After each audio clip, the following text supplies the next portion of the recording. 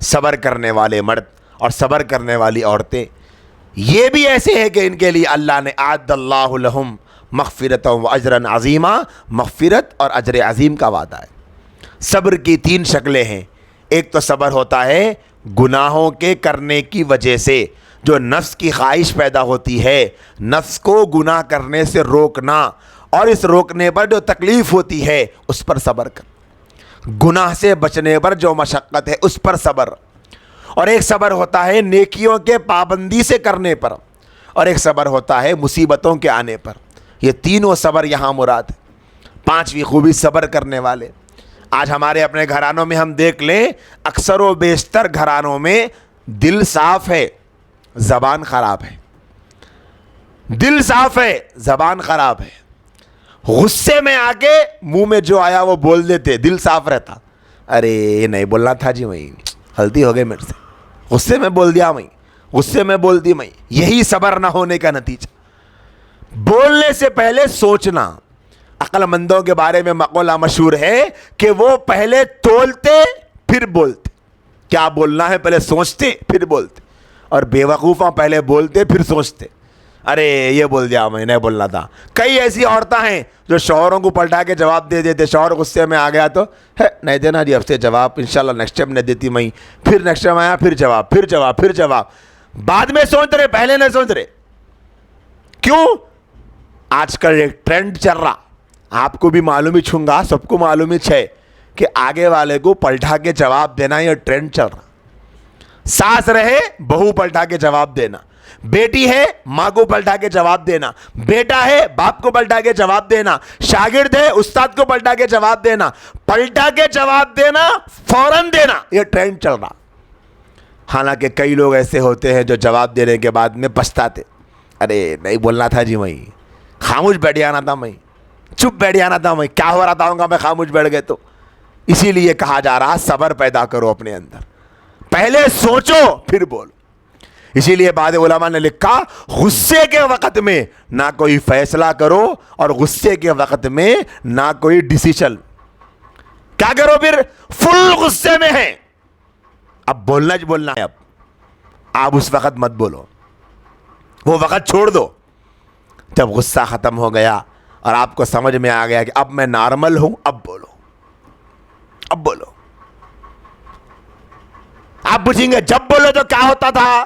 جب بولے تو آپ کیا بولنا چاہ رہے آپ کچھ نہیں معلوم ہوتا تھا۔ اس لیے کہ جب آدمی غصے میں آتا ہے تو اس کی عقل کام کرنا بند ہو جاتی، عقل کام نہیں کرتی۔ اور غصے میں آنے کا مطلب غصے میں آپے سے باہر ہو گیا۔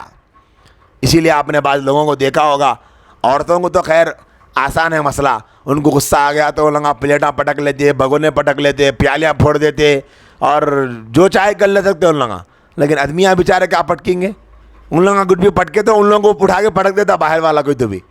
غصے کے وقت آپ دیکھیں ہوں گے بعض عورتیں ایسا غصہ رہتا لگتا ہے کہ کوئی بھیڑیا ہے، کوئی درندہ ہے جو شکار کرنا چاہ رہا۔ اب ایک آدمی کو جنگل میں لے جا کے چھوڑ دیے، اور وہاں پر بھوکا شیر ہے، پنجرے میں بندھا ہوا ہے، اب اس کو کھانا چاہ رہا لیکن پنجرے سے باہر نہیں نکل سکتا، تو کیسا پھڑ پڑا تھا انہیں؟ ویسا غصے میں آ جاتے بعض عورتیں۔ یہ بیماری ہے ایک، اس بیماری کو ختم کرنے کی ضرورت ہے۔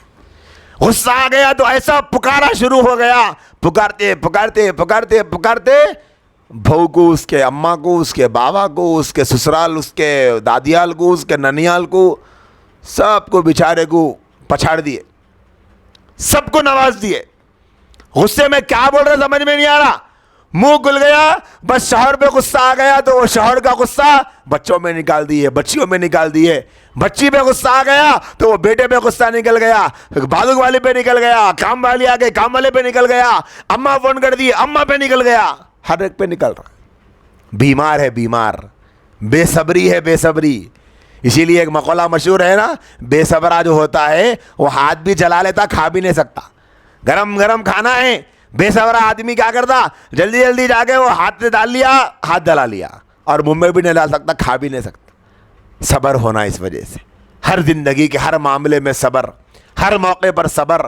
گناہوں کے کرنے کا جو شوق دل میں پیدا ہو رہا اس کو نہ کر کے گناہ چھوڑنے پہ صبر، نیکی کی استقامت کے صبر، حالات جو آ رہے ہیں مصائب اس پر صبر۔ اللہ کے نبی علیہ السلام نے فرمایا الصبر عند الصدمۃ الاولیٰ، صبر تو پہلے صدمے کے وقت، جبھی چھے صبر، بعد میں نہیں ہے۔